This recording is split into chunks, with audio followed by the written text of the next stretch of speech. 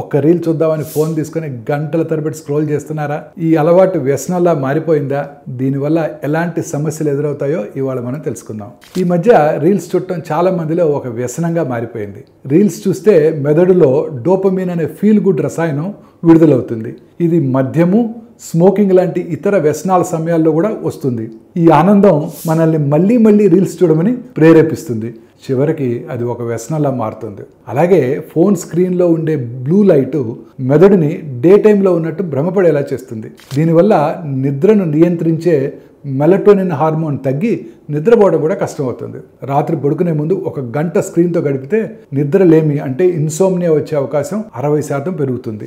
Social media మెదడును చురుకుగా ఉంచి నిద్రకు సిద్ధమవడం కష్టం చేస్తుంది. ఈ విషయాన్ని అనేక పరిశోధనలు స్పష్టం చేస్తున్నాయి. ఆరోగ్యంగా ఉండాలంటే కొన్ని పరిమితులు అవసరం. డిజిటల్ డీటాక్స్తో బ్రేకులు తీసుకోవటం, నిద్రకు ముందు స్క్రీన్ టైం తగ్గించడం. సోషల్ మీడియా మీ జీవితాన్ని లేదా మానసిక ఆరోగ్యాన్ని ప్రభావితం చేస్తే కౌన్సిలింగ్ అంటే సహాయం తీసుకోవడం అవసరం. ఈ వ్యసనం నుండి బయటపడడానికి మీ డాక్టర్ సలహా తీసుకోవడంలో ఏమాత్రం ఆలోచించకండి.